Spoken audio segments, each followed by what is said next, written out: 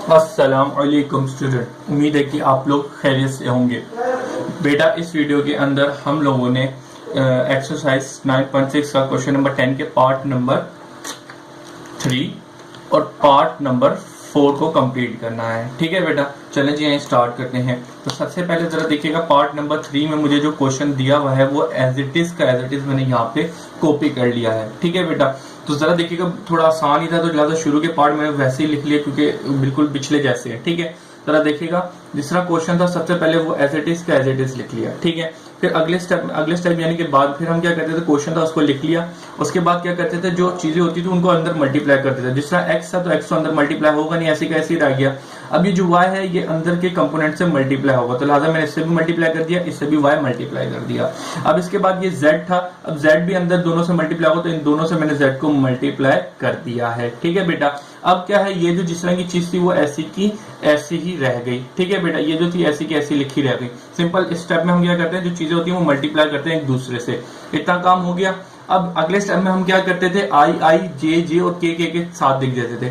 तो सबसे पहले जरा देखिएगा, आई इसके अंदर और कहीं आई मिलता है आपको इस वाले पार्ट में तो नहीं है, तो लिहाजा आई एक्स आई था वो ऐसे कैसे आ गया। अब हमें क्या ढूंढना है, जे जे। तो देखिएगा, ये एक 2y जे ये रहा और एक जे कहाँ पे, ये जेड जे, तो मैंने इसको यहाँ पे लिख दिया है। ठीक है बेटा, अब जरा देखते हैं, जे जे भी हो गया और कहीं जे नहीं है, खत्म हो गई बात। अब के पे आ जाए तो लिहाजा माइनस थ्री वाई के और जेड के, तो लिहाजा ये जेड के और माइनस 3y के आपने यहाँ पे लिख दिया। ठीक है, जिनके अंदर के था। सिंपल, ये वाली बात उम्मीद है क्लियर हो गई होगी। और इसके बाद यहाँ पे यहाँ आ गया, ये जैसा था वैसे का वैसे ही आ गया। अब हम क्या करते थे कि जिनके अंदर z, जिस तरह के इनके अंदर जे कॉमन है, इसके अंदर k कॉमन है, उनको हम साइड पे निकाल लेंगे। और ये तो खाली माइनस यानी कि इसमें तो कोई चीज कॉमन है ही नहीं, तो लिहाजा ये ऐसे की ऐसे ही रहेगी। तो जरा देखिएगा, यहाँ पे क्या है, यहाँ पे हमने j निकाल लिया कॉमन और यहाँ पे हम लोगों ने k कॉमन निकाल लिया है। ठीक है बेटा, सिंपल। और ये ऐसे का ऐसे रह गया। अब हम क्या करते थे कि कॉमन लेने के बाद इक्वेटिंग द कंपोनेंट, यानी कि भाई आई आई के बराबर हो जाएगा, जे जे वाले के बराबर हो जाएगा और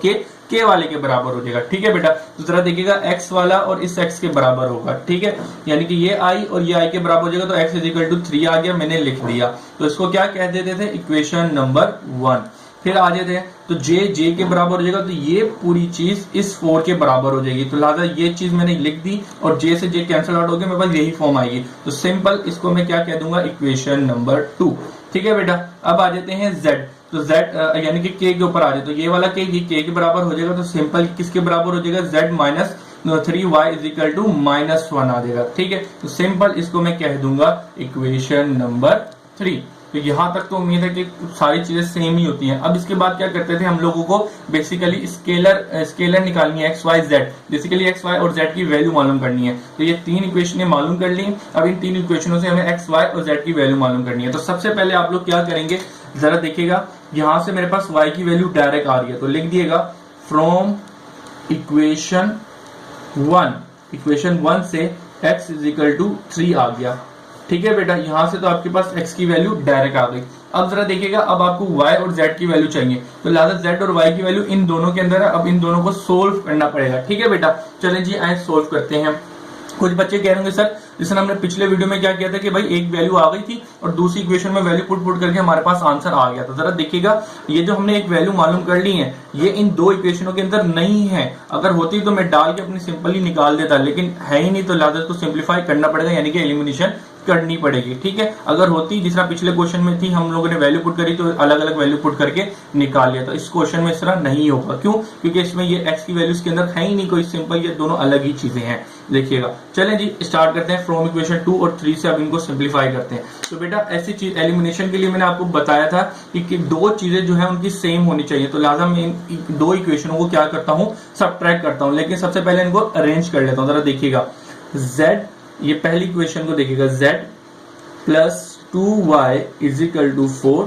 ठीक है, और दूसरी चीज क्या लिखी हुई है, z minus 3y is equal to -1। ठीक है, ये इक्वेशन 2 थी, इसको 2 ही रहने दे। ये इक्वेशन 3 थी, इसको इक्वेशन 3 रहने दे। बस इसको मैंने सीधा करके लिख दिया ताकि आपको आसान लगे, आराम सुकून से समझ लें। ठीक है, तो अब जरा देखिएगा, आपने क्या लिखना है, subtracted both equations, both equation, यानी कि एक दूसरे से सब्ट्रैक्ट कर दो दूसरी इक्वेशन को। क्यों कर दें? मैंने आपको बताया था कि दोनों के कोफिशिएंट सेम होने चाहिए। तो जरा देखिए यहाँ पे भी 1 है, यहाँ पे भी 1 है, इसलिए मैंने अरेंज किया था इसको, ठीक है, ताकि आपको इजीली समझ आ जाए बेटा, ठीक है। तो आप इक्वेशन दूसरी इक्वेशन को सब्ट्रैक्ट कर देंगे दूसरे, तो लिहाजा plus minus 2y is equal to 4 upon z minus 3y is equal to -1। मैंने क्या कहा है? सब्ट्रैक्ट कर दें बोथ इक्वेशंस को। तो लिहाजा ये प्लस का था तो माइनस का, ये माइनस का तो प्लस, और ये माइनस कहते हैं प्लस का हो जाएगा, सिंपल। अब जरा देखिएगा ये प्लस का और ये माइनस का कैंसिल आउट हो गया। अब यहाँ पे आपके क्या बचा? अब जरा देखिएगा 2 और 3 कितना हो गया? ये भी प्लस का है और ये भी प्लस, हम ये वाला साइन देखेंगे नीचे वाला, तो ये प्लस प्लस हो जाएगा। तो 5y आ जाएगा, इजिकल टू का निशान है, तो यहाँ पे 4 और 1 कितना हो गया? +1 है, तो ये हो जाएगा 5, सिंपल। अब आपको यहाँ से किसकी वैल्यू चाहिए? y की वैल्यू चाहिए ना, तो लिहाजा जरा देखिएगा 5 मल्टीप्लाई इधर आके डिवाइड हो जाएगा, तो लिहाजा y is equal to 5 multiply इधर आके डिवाइड हो जाएगा, तो लिहाजा ये कैंसिल आउट हुआ, तो y इज इक्वल टू 1 आ गया है, ठीक है बेटा, सिंपल। जरा देखिएगा y इज इक्वल टू 1 यहाँ पे आपके पास आ गया y की वैल्यू। अब आपको z की वैल्यू मालूम करनी है, तो z की वैल्यू मालूम करने के लिए आप क्या करेंगे कि अब जरा देखिएगा, अब आगे आपकी मर्जी होगी इक्वेशन 2 में पुट करो या 3 में करो आपकी z की वैल्यू मालूम करने के लिए, ठीक है बेटा। तो जरा देखिएगा, अब मैं यहाँ पे लिखता हूं put the value of y, put the value of y in, put the value of y in equation, क्या करूं? इक्वेशन 2 में कर देता हूं, ठीक है, इक्वेशन 2 के अंदर पुट कर देता हूं, सिंपल। तो चलो जी z is equal z plus, equation 2 क्या है ये लिखी हुई मेरे पास, z plus 2y is equal to 4, ठीक है, ये इक्वेशन लिखी। अब इसमें y की वैल्यू पुट कर देते हैं, तो z is equal to 2y की वैल्यू क्या निकली? 1 इज इक्वल टू 4, ठीक है। तो जरा इसको सिंप्लीफाई करते हैं, क्या हुआ? 2 1 दा क्या आएगा? ये 2 1 दा 2, एक मिनट देखिएगा बेटा, ये प्लस का निशान है, ये प्लस का निशान है, ठीक है। तो ये क्या आ जाएगा? 2 1 दा 2 और इज इक्वल टू, इसको छोड़ें इधर, थोड़ी कंफ्यूजन हो रही है, ठीक है, जरा इसको देख लें। अब देखिएगा आपने इसमें x की वैल्यू जब डाली z प्लस 2y की वैल्यू क्या डाली? 1 थी, इज इक्वल टू 4, ठीक है। अब इसको सिंप्लीफाई करते हैं, तो z प्लस 2 1 दा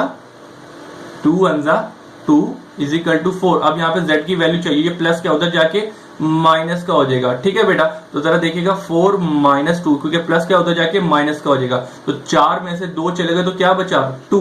तो लिहाजा आपके पास जो z की वैल्यू आई तो वो क्या आई? z इज इक्वल टू 2 आ गई है, ठीक है बेटा। तो यहाँ पे आपको क्या चाहिए था? x, y और z की वैल्यू निकालनी थी, जो इसकी वैल्यू निकालनी थी, जो क्वेश्चन में रिक्वायर्ड था। अब आपने मालूम कर ली है, तो लिहाजा आखिर में आप रिजल्ट की हेडिंग डाल के, जिस तरह यहाँ पे भी जगह नहीं बची तो मैं ऐसा करता हूँ यहाँ पे कर देता हूँ ताकि आपको समझ रहे। अब आपने क्या करना है? रिजल्ट की हेडिंग डालनी है, रिजल्ट की हेडिंग डालनी है, और जो x की वैल्यू क्या निकाली आपने? 3, y की वैल्यू क्या निकाली आपने? 1, और z की वैल्यू क्या निकाली आपने? 2, ठीक है बेटा। तो इसको ये करके दिखा देनी है, और ये चीज जो होगी इसके आगे आएगी, ठीक है बेटा, आगे लिखी जाएगी इसके बाद, ताकि आपकी रिप्रेजेंटेशन बहुत अच्छी रहे, ठीक है बेटा। यहाँ पे आगे क्वेश्चन नंबर 3 होता है कंप्लीट। अब हमने करना है question number 4 part, question number 10 का, ठीक है बेटा। चलिए स्टार्ट करते हैं। अब हम लोगों ने क्या करना है? क्वेश्चन नंबर 10 का पार्ट नंबर 4 को करते हैं। जरा देखिएगा, ये एज इट इज का एज इट ही मैंने यहाँ पर लिख दिया है, देखिएगा बेटा, बिल्कुल हूबहू मैंने यहाँ पे क्वेश्चन लिख दिया है। अब मैं इसका सोल्यूशन स्टार्ट करते हैं। तो सबसे पहले मैंने सोल्यूशन लिख दिया, सोल्यूशन लिखने के बाद जिस तरह का क्वेश्चन लिखा है उसको एज इट इज लिख देते हैं। ये रिप्रेजेंटेशन की एक निशानी होती है, ठीक है बेटा। तो जिस तरह क्वेश्चन लिखा है उसको एक बार लिख दें ताकि आपको भी सेटिस्फाई हो जाए, थोड़ा फेमिलियर हो जाए क्वेश्चन के साथ, ठीक है बेटा। तो ये कर दिया, फिर इसके बाद में क्या करना है? Plus z minus 4k is equal to 5i 4j minus 10k, ठीक है बेटा। सिंपल, हमने क्या था? क्वेश्चन लिख दिया। अब जरा देखिएगा, इनको सोल्व करने के लिए सबसे पहले क्या करते हैं? ये x मल्टीप्लाई होगा, y अंदर मल्टीप्लाई कर देंगे और z को हर किसी से मल्टीप्लाई कर देंगे। चलें जी, i कर देते हैं। तो जरा देखिएगा क्या होगा, तो 3xi, ठीक है, 3xi हो जाएगा, माइनस 4xk हो जाएगा, प्लस yj हो जाएगा, माइनस yi हो जाएगा, और प्लस 2yk हो जाएगा। इसके बाद ये मल्टीप्लाई करेंगे अंदर, तो जरा देखिएगा क्या होगा? zi माइनस 4zk, सिंपल, ठीक है बेटा, इज इक्वल टू, जरा देखिए आगे क्या बचा उसको लिख दें, z 5i plus 4j minus 10k। सही है बेटा, सिंपल। जो चीज थी वो ऐसी की ऐसी रही और इनको सिंपल मल्टीप्लाई कर दिया। अब इसके बाद क्या करते थे, जिनके अंदर आई आई जे जे और के था उनको एक साथ करके हम लोग लिख देंगे। ठीक है बेटा, चलें जी लिखते हैं। सबसे पहले आई इसके अंदर था तो 3xi, फिर आई देखिएगा और कहाँ है, ये रहा माइनस आई। ठीक है, एक ये हो गया, अब ये भी हो गया, ये भी हो गया, और आई देखिएगा कहाँ है, एक ये रहा आई, तो प्लस जेड आई। सिंपल हो गया। ठीक है बेटा, तो जरा देखिएगा इसमें और कहीं आई नहीं है, सिंपल आपने लिख लिया। आई के बाद क्या है, जे, तो जरा देखिएगा और कहाँ जे आता है, ये वाला जे आया, तो लिहाजा प्लस वाई जे। ठीक है, वाई जे लिख लिया। अब इसके बाद और कहाँ जे आया है, और जे नहीं आया, बस और कहीं भी जे नहीं है, तो लिए सिंपल एक जे था। अब जे के बाद क्या वैल्यू आती है, के की, तो जरा देखिएगा सबसे पहला के आपको कहाँ मिलेगा, यहाँ पे मिला -4k। ठीक है, इसको बेटा मैंने क्यों प्लस और माइनस कर दिया, प्लस माइनस माइनस ही होगा, जरा आपको एंड में ये चीज समझ आ जाएगी। जरा देखिएगा ये माइनस का है, जब हम सिंप्लीफाई करेंगे ना आगे आपको खुद समझ आएगी, हाँ सर ने सही किया है। तो जरा देखिएगा अब आगे जरा देखिएगा और कहाँ की है, इसके अंदर प्लस 2yk। ठीक है, और कहाँ की है -4zk।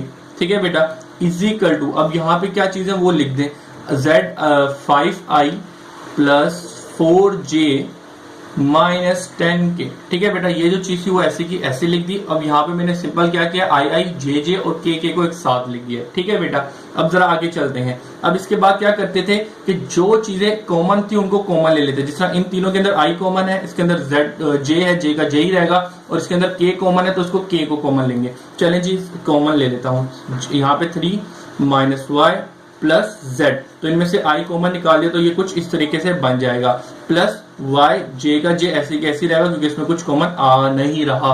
अब जरा इधर आ जाए तो जरा देखिएगा इसमें -4x प्लस 2y और माइनस जेड। ठीक है, के थोड़ी बाहर निकाल लूंगा, सिंपल बेटा। तो जरा देखिएगा ये जो माइनस अगर मैं बाहर लिख देता तो माइनस इनके सारों के साइन चेंज होने, तो फिर आपके लिए कॉम्प्लिकेटेड मुश्किल होती। तो लिहाजा ये इस तरह कैसे लिखा करेंगे, वरना अगर ये माइनस इधर लिखा रहता तो आप ब्रैकेट लगाते तो इसका मतलब यहाँ पे फिर आपको माइनस कॉमन लेना था, सारों के साइन चेंज करते, और अक्सर बच्चे नहीं करते थे, फिर उनका आंसर गलत आ रहा होता है। तो लिहाजा ये ट्रिक लगा लिया करें, ईजी रहेगा। चलें जी, अब यहाँ से मैंने आई आई जे जे और के कॉमन ले लिया है, तो इसके बाद क्या होगा जरा देखिएगा। अब ये जो चीज इनके तो कुछ भी नहीं करना, ये ऐसी का ऐसी ही लिखा आ जाता है, इज इक्वल टू के जो उस साइड पे होता है, तो -10k। ठीक है बेटा, अब हम क्या करते थे, इक्वेटिंग करते थे, यानी कि आई आई वाले के बराबर, जे जे वाले के बराबर और के वाले के बराबर। तो इससे पहले एक लाइन लिख देते हैं यहाँ पे, ताकि जो चेक करोगा उसको पता चल जाएगा हाँ भाई अब क्या काम कर रहे हैं आप। तो लिहाजा लिख दिएगा इक्वेटिंग दी कंपोनेंट। ठीक है बेटा, कंपोनेंट्स क्योंकि ज्यादा है, सिंपल। तो लिहाजा अब देखिएगा 3x minus 4 plus z is equal to 5। ठीक है, ये आई के बराबर हो गया, यानी 5 से आई कट जाएगा और जो कंपोनेंट्स के साथ लिखे हुए कंपोनेंट्स कोएफिशिएंट्स वो उसके बराबर हो जाएंगे। इसी तरीके से आई इसके ऊपर आ जाए क्या बोलते हैं, जे जे। तो जरा देखिएगा यहाँ पे सिंपल y लिखा हुआ है। ठीक है, y इज इक्वल टू, और यहाँ पे क्या लिखा हुआ है, जे के साथ सिंपल 4 लिखा हुआ है, तो आपने 4 लिख दिया। अब जरा के पे आ जाए तो के साथ क्या लिखा है, -4x plus 2y minus 4z is equal to, ये पूरा लिख लिया, इज इक्वल टू -10। ठीक है बेटा, यहाँ पे आके आपकी 3 इक्वेशनें बनती हैं और यहाँ पे आप नाम दे देते थे आप, इक्वेशन नंबर 1, इक्वेशन नंबर 2 और इक्वेशन नंबर 3। ठीक है बेटा, तो जरा अब स्टार्ट करते हैं यहाँ से अपना काम। तो यहाँ पे आप एक हेडिंग डालें, फ्रॉम इक्वेशन 2, यहां तक तो काम हो गया। अब इक्वेशन 2 से जरा देखिएगा, आपके पास डायरेक्ट एक वैल्यू निकल के आ रही है। क्या निकल के आ रही है, y इज इक्वल टू 4। ठीक है बेटा, तो यहां से आपके पास y की वैल्यू निकल के आ गई डायरेक्ट 4। अब यहाँ पे क्या करेंगे, y की वैल्यू को इक्वेशन नंबर 1 और इक्वेशन नंबर किस में पुट करेंगे, इक्वेशन 3 में पुट करेंगे y की वैल्यू, और x z और z बचेगा। फिर इन दोनों को सोल्व करने के लिए एलिमिनेशन मेथड लगाएंगे और वहां से x और z की वैल्यू मालूम करेंगे। ठीक है बेटा, तो ये थोड़ा सा लंबा क्वेश्चन है, थोड़ा सा। ठीक है, चलिए जी यहाँ स्टार्ट करते हैं। तो क्या करेंगे हम, पुट, यहाँ पे लिखें put the value of y in equation number 1। ठीक है, नंबर 1 एंड इक्वेशन नंबर 3। ठीक है बेटा, 3 के अंदर पुट करेंगे और देखते हैं फिर क्या काम होता है। तो चलें जी पुट करते हैं। सबसे पहले इक्वेशन 3 लिख लेते हैं। तो इक्वेशन 3 क्या लिखी हुई है, 3x। ठीक है बेटा, 3x minus y plus z is equal to 5। Equation 1 लिख ली मैंने। अब इसके अंदर z की वैल्यू पुट करनी है। z की वैल्यू क्या है? 4 है, तो 3x minus 4 plus z is equal to 5 आ जाएगा। ठीक है, तो अब यहाँ पे क्या हो जाएगा? 4 है, क्योंकि कॉन्स्टेंट नंबर इसको उस साइड पे भेज दूंगा, तो जरा देखिएगा क्या हुआ, 3x प्लस जेड बचा और ये माइनस का उधर जाके प्लस का हो जाएगा। ठीक है, तो 5 प्लस 4। ठीक है बेटा, तो अब जरा देखिएगा आपकी इक्वेशन क्या बन जाएगी, plus z is equal to 9। 5 और 4 कितना हो गया? 5 और 4 कितना हो जाएगा? 9 हो जाएगा। तो आप इसका नाम दे देंगे इक्वेशन ए। ठीक है, क्या नाम दे देंगे? इक्वेशन ए नाम दे दिया मैंने इसका। अब इसी तरीके से आ जाए, इक्वेशन नंबर 1 के अंदर पुट कर दिया और y की वैल्यू इक्वेशन 1 में पुट करने के बाद y की वैल्यू इक्वेशन 3 में पुट करनी है। चले आ जाए इक्वेशन 3। अब इक्वेशन 3 ले लेते हैं, यहाँ पे हेडिंग डाल देगा नाउ। ठीक है, तो अब इक्वेशन 3 ले ली है। इक्वेशन 3 क्या लिखी हुई है? Minus 4x plus 2y minus 4z is equal to minus 10। ठीक है बेटा, तो y की वैल्यू पुट करते हैं अब इसके अंदर, तो ये चीज ऐसी की ऐसी रहेगी, प्लस 2। अब y की वैल्यू क्या थी? y की वैल्यू 4 थी, तो सिंपल आपने यहाँ पे क्या डाल दिया? 4 minus 4z is equal to minus 10 आ गया। ठीक है बेटा, अब इसको थोड़ा सीधा करते हैं इक्वेशन को। माइनस एक्स 4 2 8 आ जाएगा यहाँ पे। ठीक है, minus 4z is equal to minus 10। अब जरा देखिएगा ये प्लस के अंदर जाके माइनस का हो जाएगा। ठीक है, तो 4x माइनस माइनस 4z। ठीक है बेटा, और ये माइनस प्लस का था, उधर जाके माइनस का, तो ये माइनस 10 में से माइनस 8 हो जाएगा। इज इक्वल टू उस साइड पे ले गए तो साइन चेंज हो गए। Minus 4x minus 4z is equal to minus 18 हो जाएगा। इनको सम कर दे, माइनस माइनस प्लस हो जाएगा, तो माइनस का 18 आ गया। ठीक है बेटा, अब जरा देखिएगा यहाँ पर आप इसको क्या नाम दे देंगे? Equation b. ठीक है बेटा, यहाँ पे आपने इसके अंदर वैल्यू पुट करी, x और y रह गया, और यहाँ पे आपने वैल्यू पुट करी x और z यहाँ पे भी रह गया, और x और z यहाँ पे भी रह गया, जब आपने y की वैल्यू पुट करी। अब आपको क्या करना है? x और z की वैल्यू मालूम करने के लिए इन दोनों को वही काम करना है जो हमने पहले करते हैं, यानी कि एलिमिनेशन मेथड लगाना है। तो सबसे पहले जरा देखिएगा x के कोफिशिएंट को आपको सेम बनाना है। ठीक है, ये वाली बात मैंने आपको बताई थी। जरा देखिएगा, एक इक्वेशन ये रही और एक इक्वेशन ये रही। x के साथ क्या लिखा हुआ है? 3, और यहाँ पे x के साथ क्या लिखा है? माइनस 4। ठीक है, तो आप क्या करेंगे? 4 मल्टीप्लाई बाय इक्वेशन ए और 3 मल्टीप्लाई बाय इक्वेशन बी। तो चलें जी, इसको स्टार्ट करते हैं। अगला पेज ले लेता हूं मैं। यहाँ पे आपको मैं दोबारा से एक बार बता देता हूं कि आपको पता है ये दो इक्वेशंस हैं। ठीक है, इक्वेशन ए और इक्वेशन बी, इनके जो कोफिशिएंट x के साथ होते हैं वो सेम होने चाहिए। तो सेम करने के बाद इन दोनों को सब्ट्रैक्ट कर देंगे। ठीक है बेटा, तो लिहाजा सबसे पहले यहाँ इसको मैं यहाँ पे कंटिन्यू कर रहा हूँ। तो देखिएगा मैं क्या करूंगा, x इक्वेशन ए में क्या लिखा है? x के साथ 3 लिखा है, तो मैं क्या करूंगा? 3 multiply by equation number b. ठीक है, इक्वेशन बी से मल्टीप्लाई करूंगा, और जरा इक्वेशन बी में देखिएगा क्या लिखा हुआ है? 4 लिखा हुआ है। ठीक है, तो 4 मल्टीप्लाई बाय इक्वेशन ए। ठीक है बेटा, सिंपल। इसके साथ जो कोफिशिएंट था इधर से मल्टीप्लाई करेंगे, और इसका कोफिशिएंट होगा इससे मल्टीप्लाई करेंगे। ठीक है बेटा, और फिर क्या करेंगे एंड में? अच्छा बेटा, ये -4 था तो इसको माइनस ही रहने दें। ठीक है बेटा, माइनस कर दें। ठीक है, -4 मल्टीप्लाई करेंगे, और इसके बाद हम क्या करते थे? Subtracted both. ठीक है, यानी कि सबट्रैक्टेड बोथ इक्वेशंस। ठीक है, दो एक दूसरे से सबट्रैक्ट कर देंगे। तो सिंपल चलें जी, यहाँ स्टार्ट करते हैं। तो इक्वेशन ए से क्या मल्टीप्लाई करना है? -4 मल्टीप्लाई करना है। तो चलें जी, यहाँ मल्टीप्लाई करते हैं। तो जरा देखिएगा कैसे करेंगे। तो बेटा जरा देखना, -4 मल्टीप्लाई करेंगे 3 से, तो ये क्या हो जाएगा? 3 4 12 हो जाएगा, लेकिन ये किसका है? माइनस का, तो माइनस आ जाएगा। इसी तरीके से प्लस का 4 है, यहाँ पे 1 लिखा है, तो 1 को 4 से मल्टीप्लाई करूंगा तो -4 बन जाएगा। इज इक्वल टू, अब यहाँ पे 9 है, तो 9 से मल्टीप्लाई करें 4 को, तो ये आपके पास बन जाएगा 36, लेकिन माइनस का। क्यों? क्योंकि आपने -4 को मल्टीप्लाई किया है इक्वेशन ए से। सही है जी, तो ये काम हो गया। अब इक्वेशन बी से क्या मल्टीप्लाई करना है? 3 मल्टीप्लाई करना था आपको। तो चलिए जी, आ जाए इक्वेशन नंबर 3 पे, इक्वेशन नंबर बी पे। तो इक्वेशन बी से आपको 3 मल्टीप्लाई किया, तो जरा देखिएगा 3 मल्टीप्लाई किया 4 से, तो आपके पास क्या है? 3 4 12, लेकिन ये माइनस का था तो माइनस आई है, सिंपल। ठीक है बेटा, चले जी आगे जरा देखिएगा, आगे क्या करना है? अब 3 मल्टीप्लाई करना है इस z से, तो z का भी 4 ही हो जाएगा। z को यानी कि 3 को 4 से मल्टीप्लाई करेंगे तो 12z ही आएगा, इज इक्वल टू 18। अब 3 को 18 से मल्टीप्लाई करें तो जरा देखिएगा क्या नंबर आएगा?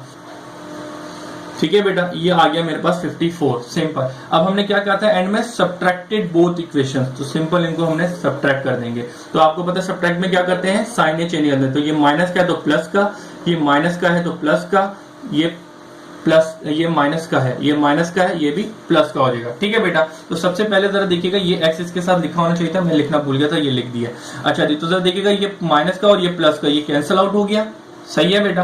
अब जरा आगे देखिएगा, ये माइनस का और ये प्लस का, तो अब प्लस माइनस माइनस होंगे, तो 12 में से 4 माइनस कर दी तो आपके पास कितना बचा, 8z। ठीक है बेटा, सिंपल सी बात। तो अब इसमें क्या किया, 12 में से 4 चले गए तो 8 बच गया। ठीक है बेटा, अब जरा इधर आ जाए, तो जरा देखिएगा 54 में से माइनस, क्योंकि प्लस का 54 है और माइनस कर देंगे 36, तो माइनस कर दिया मैंने 36, तो मेरे पास क्या आएगा बेटा, जरा देखते हैं 18। ठीक है बेटा, तो सिंपल 18 आ गया। अब वो ब्लू मार्कर कहाँ गया, ये रहा ब्लू मार्कर, ये रहा ब्लू मार्कर। अच्छा जी, तो आपको यहाँ से अब z की वैल्यू चाहिए, तो लिहाजा z की वैल्यू के लिए आप क्या करेंगे, z is equal to minus, यहाँ पे 8, a प्लस का इधर जाके यहाँ पे मल्टीप्लाई और इधर जाके डिवाइड हो जाएगा। तो जरा देखिएगा z की वैल्यू क्या निकल के आएगी आपके पास, ये आ गई। ठीक है, अब आप सिंपल क्या करेंगे, 18 को क्या कर देंगे आप, डिवाइड कर देंगे 8 से, तो आपके पास क्या आएगा,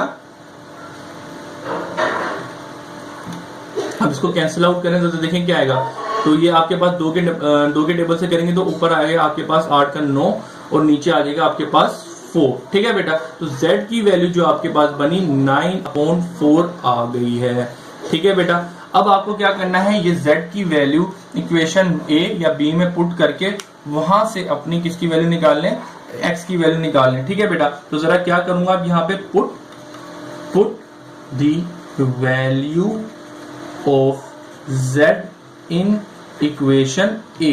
ठीक है, इक्वेशन a के अंदर पुट करूंगा तो देखिएगा क्या होगा, 3x प्लस z है, तो z की वैल्यू क्या लिखी हुई है, 9/4, तो 9/4 लिखी हुई है। ठीक है बेटा, इज इक्वल टू 9, तो 9 है वो ऐसी की देखिए पूरी की पूरी वही रही, सिंपल z की वैल्यू मैंने पुट कर दी है। अब इसको सिंप्लीफाई करते हैं। ठीक है बेटा, तो सिंप्लीफाई के लिए मैं नया पेज लेना ही पड़ेगा क्योंकि जगह नहीं हो रही यहाँ पे।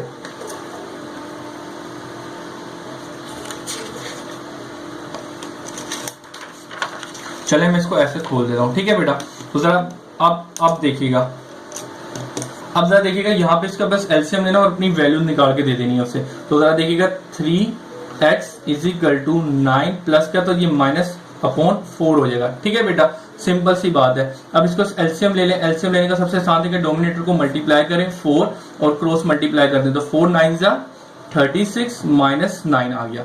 ठीक है बेटा, अब 9 में से निकाले तो आपके पास बचेगा 27/4। ठीक है, आपने एलसीएम लिया तो आपके पास ये आ गया। ठीक है, तो 3x ये बचा हुआ और यहाँ पे आपने एलसीएम लिया तो सिंपल यहाँ पे आपके पास आ गया 27/4। अच्छा बेटा, किसी बच्चे को एलसीएम लेने में होती है मुश्किल, तो आप लोगों के पास होगा साइंटिफिक कैलकुलेटर, तो लिहाजा साइंटिफिक कैलकुलेटर में direct as it is value डालेगा, आपके पास खुद ब खुद ये एलसीएम निकाल के दे देगा, तो आपको मेहनत करने की जरूरत नहीं है। तो जरा देखिएगा बेटा, यहाँ पे आपको x की वैल्यु निकालनी है, तो जरा देखिएगा ये 3 से काटा और यहाँ से काटा, 7 के टेबल में 27 आता है 9 टाइम, तो आपने सिंपल 9 लिख दिया, तो x की वैल्यू क्या बनी 9/4।